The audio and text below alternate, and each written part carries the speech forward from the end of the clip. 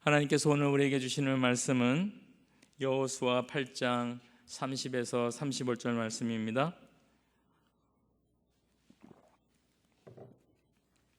여호수아 8장 30에서 35절 말씀 제가 봉독해 드리겠습니다.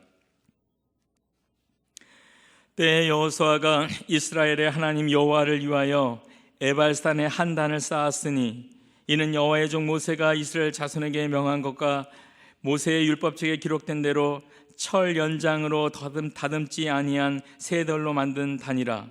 무리가 여호와께 번제와 화목제를 그 위에 드렸으며 여호수아가 거기서 모세의 기록한 율법을 이스라엘 자손의 목전에서 그 돌에 기록하매 온 이스라엘과 그 장로들과 유사들과 재판장들과 본토인뿐 아니라 이방인까지 여호와의 언약궤를 맨 레위 사람 지상들 앞에서 궤의 좌우에 서되 절반은 그리심산 앞에 절반은 에발산 앞에 섰으니 이는 이왕의 여호와의 종 모세가 이스라엘 백성에게 축복하라고 명한 대로 함이라. 그 후에 여호수아가 무릇 율법책에 기록된 대로 축복과 저주하는 율법의 모든 말씀을 낭독하였으니 모세의 명한 것은 여호수아가 이스라엘 온 회중과 여인과 아이와 그들 중에 동거하는 객들 앞에 낭송하지 아니한 말이 하나도 없었더라. 아멘. 오늘은 에발산에 쌓은 한 단이라는 제목으로 함께 은혜를 나누고자 합니다. 오늘 여호수아 말씀은 모세가 가나안 땅에 들어가면 이렇게 행하라 하고 신명기 11장 29절부터 30절 그리고 27장 그리고 28장의 말씀을 명령대로 시행한 것이에요. 가나안 땅에 들어가면 에발산에 가서 단을 하나 쌓고 하나님께 번제와 화목제를 드려라. 그리고 이스라엘 백성이 보는 앞에서 모세가 기록한 율법을 그 돌에 기록하여 두고 특별한 두 산 그리심산과 에발산이라는 곳에서 각각 저주와 축복을 낭송하고 선포하라는 그 명령을 여호수아가 그대로 실행을 한 것입니다. 이렇게 에발산에 한 단을 쌓은 것은, 그리고 이 의식의 의미는 이런 것이에요. 여리고성과 아이성이 함락을 했습니다. 그렇기 때문에 가나안의 신은 더 이상 그들을 주관하는 신이 아니고 거짓심이 직면된 상태예요. 그리고 여호와 하나님이 이 세상을 다스리는 진정한 하나님이라는 것을 지금 드러낸 것이에요. 그것을 지금 이야기하는 것이에요. 단을 세워서 이 세상을 통치하는 하나님께 제사를 드리고, 그리고 제사를 드릴 수 있는 백성은 어떤 위치에 있냐면 그 가나안 땅을 하나님으로부터 선물 받았다는 의미가 그 단을 쌓은 의미예요. 그리고 돌의 언약을 요구한 의미는 뭐냐면 그것은 하나님께서 요구한 그 뜻대로 그것을 지킬 때 그 땅의 소유권이 인정된다는 그런 의미를 갖고 있습니다. 그리고 에발산과 그리심산에서 저주와 복을 선포하고 이것을 아멘 아멘 하는 이유는 뭐냐면 그 말씀을 내가 순종하고 앞으로 지키겠다는 맹세를 한다는 의미를 가지고 있어요. 이제 오늘 말씀을 따라서 이 의미를 가지고 함께 약속의 땅을 선물로 받은 하나님의 백성들이 해야 할 일이 무엇인지 은혜를 나누고자 합니다. 첫 번째로, 약속의 땅을 하나님의 선물로 얻은 하나님의 백성은 에발산에 다듬지 않은 새 돌로 단을 쌓아야 돼요. 서두에 말씀드렸죠. 에발산에 쌓은 단의 의미는 가나안 땅이 하나님의 통치 아래에 있다는 것, 그리고 하나님께서 이스라엘 백성에게 이 땅을 선물로 주셨다는 의미를 가지고 있다고 그랬어요. 이 믿음을 가지고 이 땅을 주신 하나님께 번제와 화목제로 예배를 드리는 것이 바로 이 제단이에요. 그런데 오늘 31절의 말씀을 보면 이 단을 만들 때의 원칙이 나와 있어요. 이는 여호와의 종 모세가 이스라엘 자손에게 명한 것과 모세의 율법책에 기록된 대로 철 연장으로 다듬지 아니한 새 돌로 만든 단이라. 무리가 여호와께 번제와 화목제를 그 위에 드렸으며, 이렇게 되어 있습니다. 신명기 본래에 모세가 한 말에는 동일하고 밑에 여호와께 번제를 드릴 것이며 또 화목제를 드리고 거기서 먹으면 내 하나님 여호와 앞에서 즐거워하라 하고 화목제를 즐거워하란 말이 좀 더 첨가되어 있어요. 그러므로 이스라엘 백성들은 에발산에 철 연장으로 다듬지 아니한 새 돌로 단을 쌓아야 되는 것이에요. 이 돌의 의미가 무엇일까요? 다듬지 않은 돌은 하나님 앞에 그들이 나와설 때 숨기지 않은 자신의 모습 그대로 나간다는 것을 말해요. 숨기지 않고 자기의 모든 것을 그대로 드러낸다는 것이죠.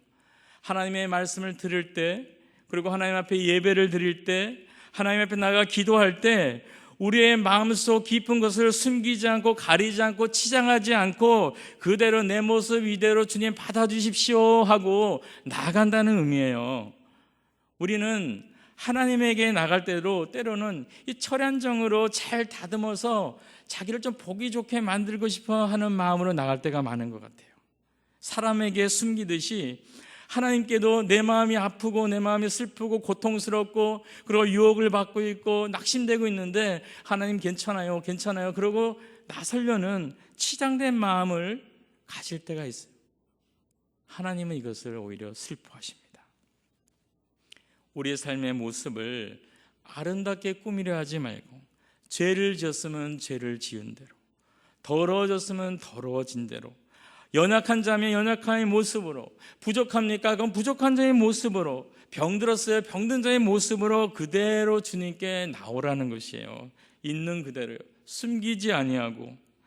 하나님께서는 외모를 보시지 않는다 그랬어요. 하나님께서 숨길 수도 없는데 사무엘상 16장 7절을 보면 여호와께서 사무엘에게 이르시되 그 용모와 신장을 보지 말라. 내가 이미 그를 버렸노라. 나의 보는 것은 사람과 같지 아니하니 사람은 외모를 보거니와 나 여호와는 중심을 보느니라. 이렇게 됐어요. 아무리 아름답고 예쁘게 꾸며도 하나님 그 속 깊은 심령을 뚫고 보신다는 것이에요. 그리고 시편 51편 17절에 하나님이 구하시는 제사는 상한 심령이라.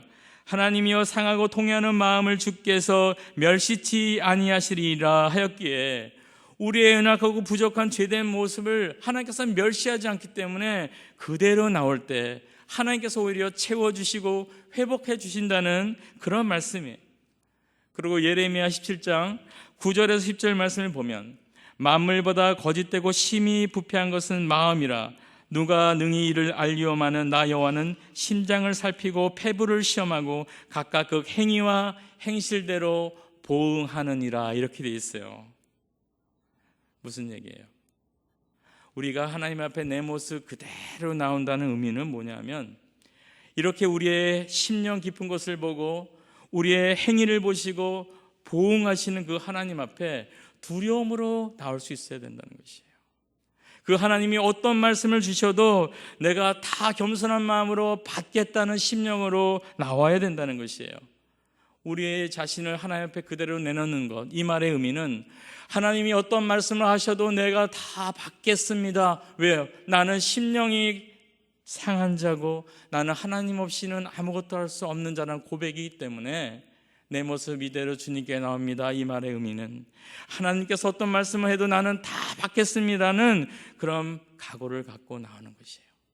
주신 말씀이 나의 감정과 유익과 즐겁게 하는 말씀이든지 아니면 그 말씀이 나를 힘들게 하고 나의 마음을 찔리는 말씀이든지 나의 판단대로 거부하고 버리거나 어떤 말씀은 선택하여 취하는 것이 아니고 저주의 말씀이면 두려워하면서 회개하고 마음에 찔리는 말씀을 주시면 기도하여 아뢰고 마음을 아프게 하는 말씀이 있으면 하나님께 호소하고 복을 주시는 말씀이 있다면 받는 이것이 바로 하나님 앞에 열린 마음으로 내 모습 이대로 나가는 마음의 자세이고 이것이 바로 다듬지 아니한 새 돌로 만든 제단을 쌓는 것이에요.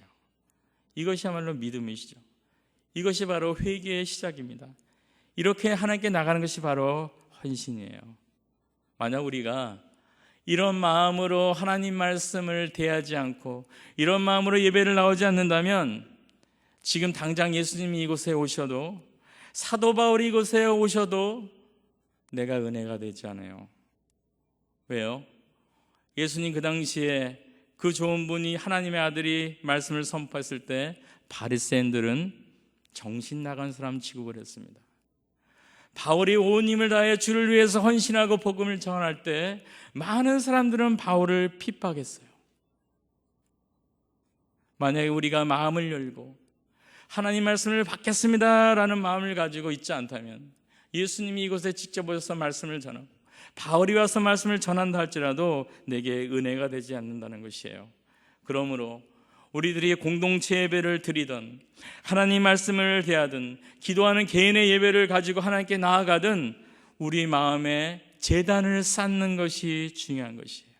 다듬지 않는 돌로, 상한 모습 그대로, 그러면서 하나님의 말씀을 모든 걸 다 받아들이겠다는 마음으로 나올 때 우리가 하나님 앞에 온전히 예배드릴 준비가 되는 것입니다. 여기서는 그럴 때 이제 번제를 드리라 그랬어요. 나의 몸과 마음을 주께 다 바치는 것이죠. 그러면 이어지는 화목제가 있어요. 화목제를 드리고 여호와 앞에서 즐거워하라고 하셨어요. 신명기 27장 7편이죠. 7절. 화목제를 드리고 거기서 먹으며 내 하나님 여호와 앞에서 즐거워하라. 번제를 드린 결과라서 나오는 것이죠. 화목제가 무엇이에요? 하나님과 관계를 회복하기 위한 그 사랑하는 마음으로 나가는 제사가 바로 화목제예요. 사모하는 마음, 하나님과 나의 관계를 회복해야겠다는 그 사모의 마음으로 나가는 게 화목제인데, 우리가 예배 올 때마다 이런 열망이 있어야 돼요. 예배 올 때 하나님, 정말 나와 하나님이 다시 화목하길 원합니다. 물론 이미 하나님께서 예수님을 통해서 우리와 화목하셨어요. 우리의 삶 가운데서 우리가 만약에 마음을 닫고 하나님을 잊어버리고 하나님과 화목이 끊어진 상태라면 다시 예배 때마다, 아니면 개인의 경건 시간마다 화목을 추구할 수 있어야 돼요. 그럴 때 우리는 하나님 앞에서 화목된 관계 속에서 기쁨을 누리며 살아갈 수 있는 것이에요. 이것이 약속의 땅을 선물로 얻은 하나님의 백성들, 다듬지 않은 돌로 단을 쌓고 번제와 화목제를 드리는 것의 의미라는 것이죠. 그런데 오늘 말씀해 보면 그리심산과 에발산이 있는데, 에발산에 단을 쌓았다 그랬어요. 에발산에서는 저주를 선포한 곳입니다. 우리가 보통 상식적으로 생각하면 축복이 선포되는 그리심산에서 단을 쌓고 예배드리면 더 그게 모양새가 좋게 되지 않을까, 거기가 더 좋은 장소가 아닐까, 이렇게 생각할 수 있죠. 그런데 하나님께서는 에발산에 단을 쌓으라고 하셨어요. 우리의 생각과는 다르게 하나님의 에발산에 단을 쌓으라는 명령이 진정한 은혜인 것이에요. 왜요? 저주가 선포되는 곳에 은혜를 부어주기 위한 것이에요. 부족하고 연약하고 죄든 내 모습 그대로 하나님께 나아가도 이것이 저주가 되지 않을 수 있는 것은 바로 그 한 단이 있었기 때문입니다. 바로 예수 그리스도께서 우리의 죄를 대신해서 죽으신 십자가의 사랑, 그 구속의 은혜 덕분에 우리들을 깊이 사랑하시는 그 하나님의 사랑 때문에 우리는 저주의 자리에서도 저주되지 않을 수 있는 은혜가 있는 것이에요. 그게 한단의 의미입니다. 약속의 땅을 선물로 받은 하나님의 백성은, 신약에서는 하나님의 나라를 선물로 받은 우리 성도들을 말해요. 우리 성도들은 하나님의 이 사랑을 의지하고 숨기거나 꾸미지 않고 내 모습 그대로 하나님께 나아가 예배를 드리되 겸손하게, 하나님이 어떤 말씀을 하도 내가 다 받아들이겠으나 마음으로 예배를 드리는 자입니다. 그리고 나의 삶은 그대로 주께 드리며, 그리고 하나님과 화목하기를 추구하며 이 땅에서 천국의 진정한 기쁨을 누리며 살아가는 것이 바로 하나님의 나라를 선물로 받아서 살아가는 백성의 모습, 자녀의 모습입니다. 이런 화목의 복을 누리는 우리 모두가 되기를 바라겠습니다. 두 번째로, 약속의 땅을 선물로 얻은 하나님의 백성은 율법을 돌에 새기고 기억하고 모든 말씀을 선포하여 아멘으로 질 것을 맹세하는 자들이에요. 모세가 기록한 모든 율법을 이스라엘 목전에서 그 돌에 기록하고 그 축복과 저주의 율법을 모두 낭독했습니다. 그 이유가 뭡니까? 아까 말씀드렸죠. 이스라엘이 약속의 땅에서 소유할 수 있는 조건이 바로 그거기 때문이에요. 그 땅을 계속 지속할 수 있는 그 조건은 이 말씀에 순종할 때였어요. 여호수아는 율법책에 기록한 축복과 저주의 율법을 낭송했어요. 축복은 우리가 알듯이 생명을 얘기하는 것입니다. 저주는 죽음을 의미하는 것이에요. 얼마나 그들이 이 축복과 저주가 생생하게 느껴질 때입니까? 처음에 이 가나안 땅에 와서 여리고성을 아주 쉽게 점령했어요. 복이죠. 하나님의 말씀대로 움직이면서 주어진 복을 체험했습니다. 그리고 두 번째 전쟁, 아간의 말씀에 불순종한 그 죄 때문에 첫 번째 아이성 전투에서 패배하였어요. 그들의 마음이 물같이 녹아내리고 심한 절망감에 빠지는 저주의 고통도 그들은 경험을 이미 한 상태예요. 참으로 그들은 지금 축복이 뭔지 저주가 뭔지 마음 깊이 느껴질 그 찰나입니다. 이때 이스라엘 하나님께 이 언약의 요구에 대해서 순종하겠다고 각오를 하며 기록을 한 것이죠. 이 사실을 잊지 않기 위해서 돌에 기록하고 이것을 낭독하며 아멘으로 화답한 것은 이 말씀에 내가 순종할 것을 맹세하는 그런 약속의 의식이라는 것이에요. 근데 율법을 기억하는 방법이 또 있죠. 34절과 35절입니다.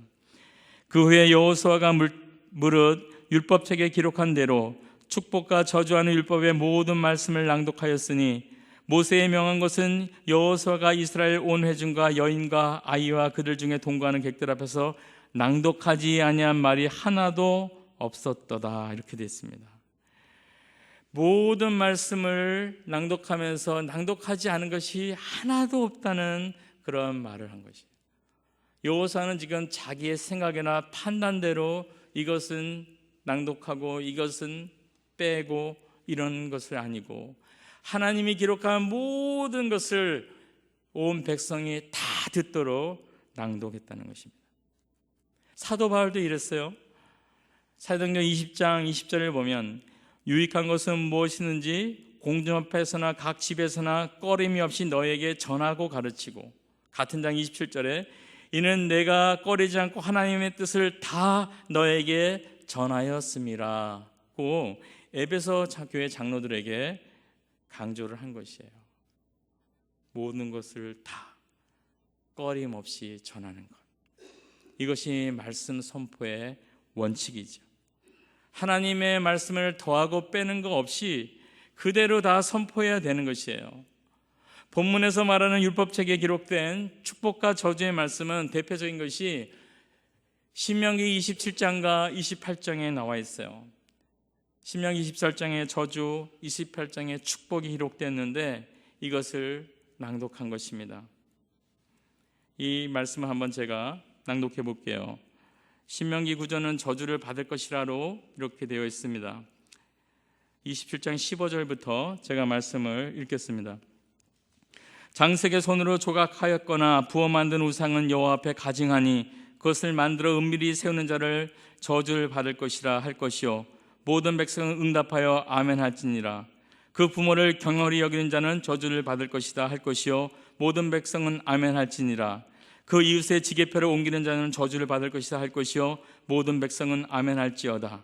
소경으로 길을 잃게 하는 자는 저주를 받을 것이요 모든 백성은 아멘 할지어다. 객이나 고아나 과부의 송사를 억울하게 하는 자는 저주를 받을 것이라 할 것이요 모든 백성은 아멘 할지니라. 계모와 구합하는 자는 그 아비의 하체를 드러내었으니 저들을 받으라 할 것이요 모든 백성은 아멘 할지니라. 무릇 짐승과 교합하는 자는 저주를 받을 것이라 할 것이요 모든 백성은 아멘 할지니라. 그 자매 곧 그 아비의 딸이나 어미의 딸과 구합하는 자는 저주를 받을 것이라 할 것이요 모든 백성은 아멘 할지니라. 장모와 구합하는 자는 저주를 받을 것이라 할 것이요 모든 백성은 아멘 할지니라. 이웃을 암살하는 자는 저주를 받을 것이요 할 것이요 모든 백성은 아멘 할지니라. 무죄자를 죽이려고 뇌물을 받는 자는 저주를 받을 것이라 할 것이요 모든 백성은 아멘할지니라. 이 율법의 모든 말씀을 실행치 아니하는 자는 저주를 받을 것이라 할 것이요 모든 백성은 아멘할지라 했습니다. 이 말씀 가운데는 듣기 민망한 내용도 있어요.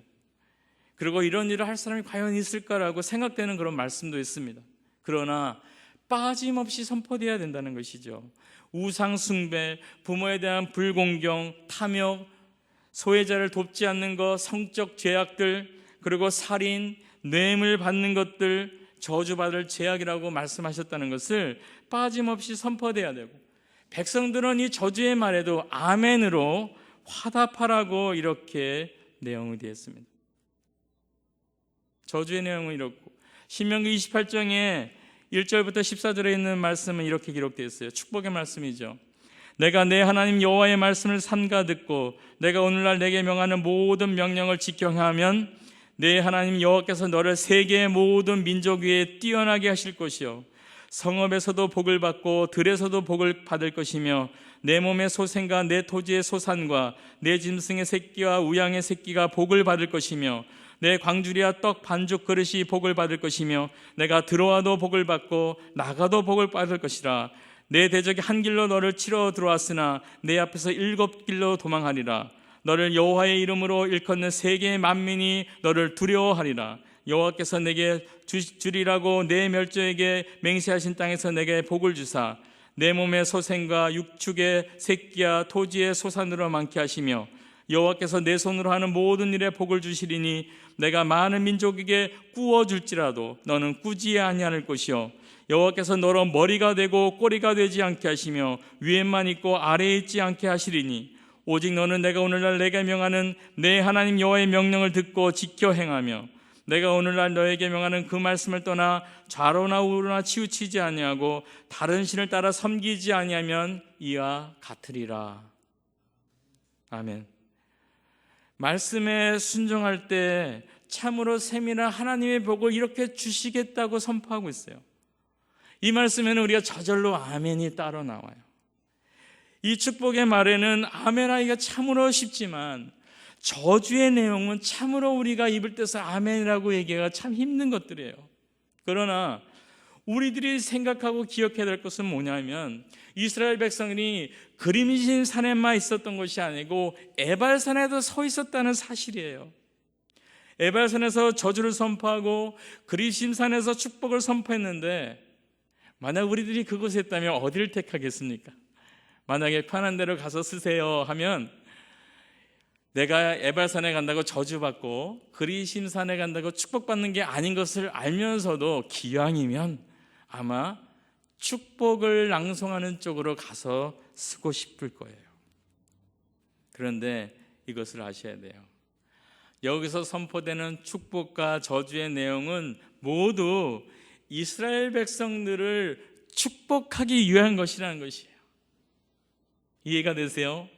저주의 말조차도 사실은 이스라엘 백성을 축복하기 위해서 하나님께서 주신 말씀이라는 것이에요.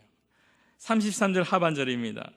절반은 그리심산 앞에 절반은 에발산 앞에 섰으니 이는 이왕의 여호와 종 모세가 이스라엘 백성에게 축복하라고 명한 대로 함이라.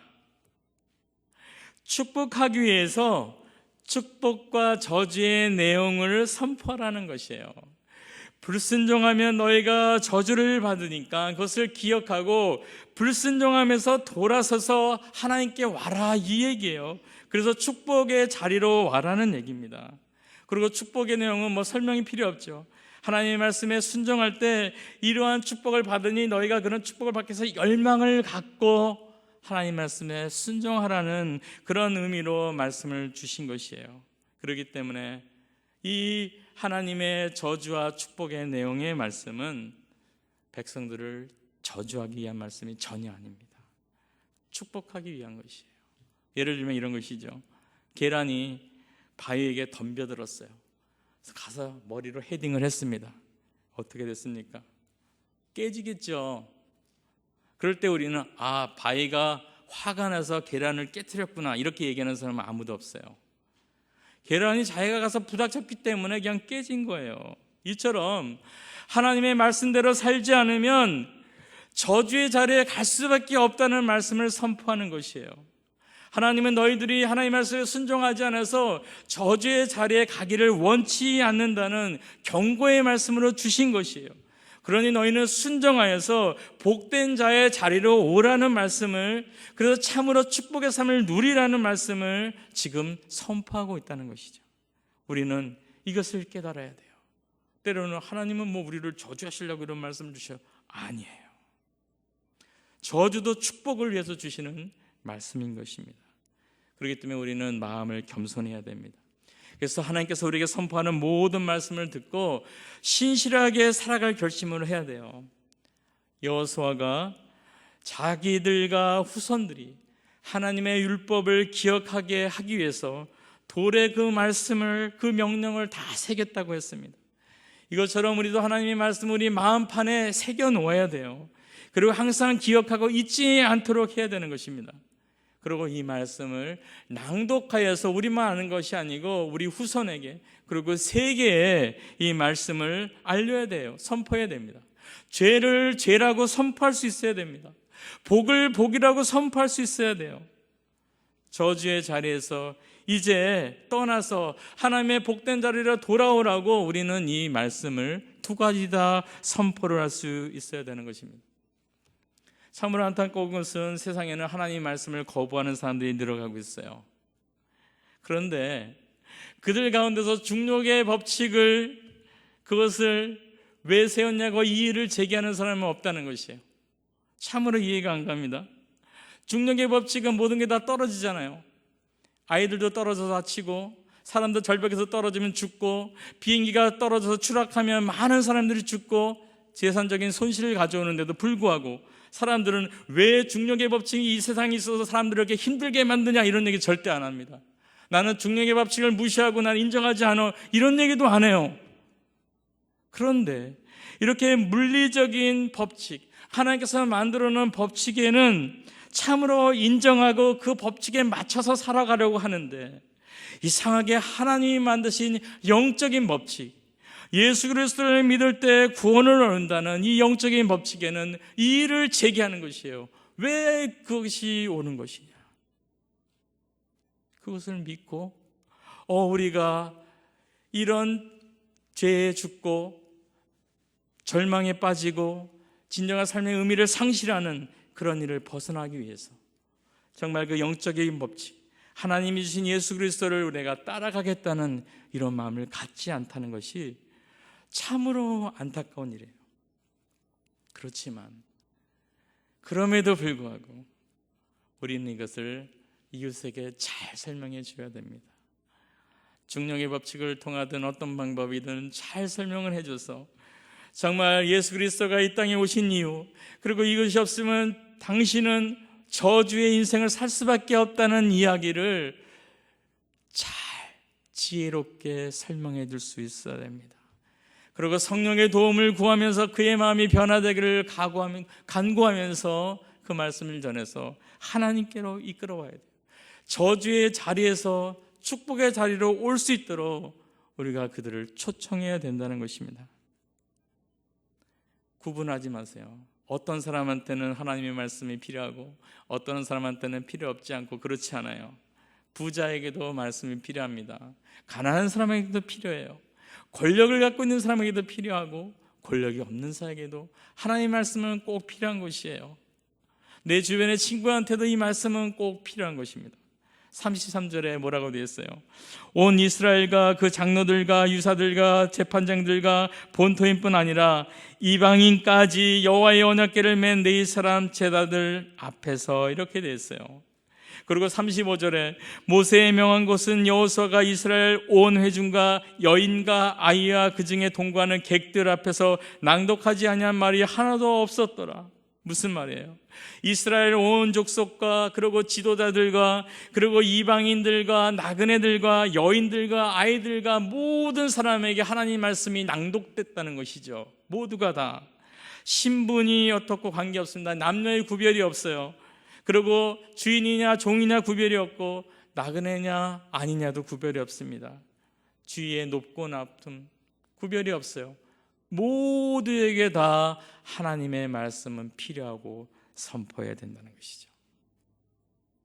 축복과 저주의 내용이 전달되고 그들의 저주의 자리가 아니라 축복의 자리로 올 수 있도록 돕는 것이 바로 하나님의 뜻을 이루는 것입니다. 하나님의 뜻은 믿지 않는 사람들이 저주를 받는 것이 아니에요. 하나님의 뜻은 그들이 깨닫고 구원받기를 원하고 축복의 자리를 오기를 원하시는 것이 하나님의 뜻이에요. 이것을 가지고 세상 사람들은 때로는 하나님은 나쁜 분으로 얘기해요. 아니에요. 하나님 뜻은 그들이 구원받는 자리, 축복의 자리로 돌아오기를 원하는 것입니다. 우리가 이렇게 선포해야 돼요. 그리고 선포하면서 오늘 말씀처럼 우리는 이것을 순종할 것을 결단하며 아멘, 아멘 해야 됩니다. 야고보서를 강의하면서 제가 말씀드린 말씀 중에 야고보서 1장 22절이 있어요. 너희는 도를 행하는 자가 되고 듣기만 하여 자신을 속이는 자가 되지 마라. 하나님의 말씀을 듣고 깨닫기만 하면 자기를 속이는 자라 그랬죠. 그것을 삶 속에 행하면서 사는 것이 온전한 사람이라고 했습니다. 거울을 보고 자기가 뭐가 묻었구나 하고 그냥 가는 사람은 조금 이상한 사람이잖아요. 뭐가 묻고 화장이 틀어졌으면 묻은 것을 지우고 화장을 고쳐야죠. 그러기 위해서 거울을 보는 것처럼 우리가 하나님 말씀을 들었으면 우리의 삶의 형태가 뭔가 다르다면 내 방식을 고집해서는 안 된다는 것입니다. 우리는 많은 경우에 우리의 마음을 닫고 우리가 하나님을 제한하고 하나님의 말씀을 제한하고 내 틀에 하나님의 뜻을 맞춰서 살려고 해요. 하지만 우리가 하나님 말씀을 대하는 이유는 뭡니까? 우리가 거울을 보는 것처럼 나 자신을 바꾸기 위해서 대하는 것이에요. 다른 사람을 바꾸기 위해서가 아니고 나 자신에게 그 말씀이 바로 나에게 지금 선포되는 말씀로 받아들여서 나를 바꾸기 위해서 말씀을 듣는 거고 하나님 앞에 나오는 것입니다. 이것을 기억하시고 살아가게 되길 바랍니다. 말씀을 정리합니다.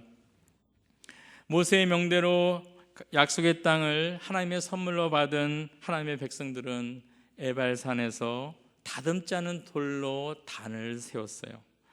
그리고 번제와 화목제를 드렸습니다. 그리고 율법을 돌에 새기고 그리고 율법을 축복과 저주의 내용을 빠짐없이 낭독하고 선포하고 또 자신도 그 말씀대로 살겠다고 아멘 아멘하고 맹세를 했다고 말씀했어요. 바라기는 우리 하나님의 나라를 선물로 받은 성도들도 이와 동일하게 하나님 앞에 내 모습 그대로 나가고 하나님이 무슨 말씀을 선포해도 내가 그대로 받아들일 각오로 나가고 나 자신을 온전히 주님께 드리며 예수 그리스도를 통해서 하나님과 화목을 항상 유지함으로 이 땅에서 기쁨으로 살아가게 되길 바라겠습니다. 그리고 아까 말씀드린 것처럼 모든 사람들에게 이 하나님의 말씀을 선포함으로 그들이 저주의 자리에서 축복된 자리로 돌아올 수 있도록 초청함으로 그들이 돌아옴을 기쁨으로 살 수 있는 우리 모두가 되기를 바랍니다. 우리 함께 기도하겠습니다.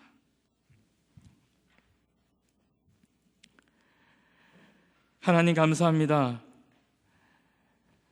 오늘 말씀처럼 진정으로 예수 그리스도를 의지해서 숨김없이 우리의 모습 그대로 하나님께 나와서 회복되고 힘을 얻게 되길 원합니다.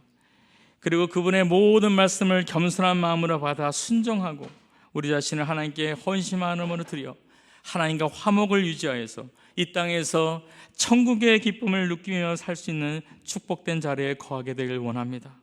하나님, 그리고 세상을 향하여 하나님의 모든 말씀을 지혜롭게 선포하여서 그들이 저주의 자리에서 이제는 축복의 자리로 돌아올 수 있도록 그 복된 소식을 전하는 기쁨을 우리들이 누리며 살아갈 수 있도록 하나님 우리의 심령을 주관하여 주시옵소서. 우리 주 예수님의 이름으로 기도드립니다. 아멘.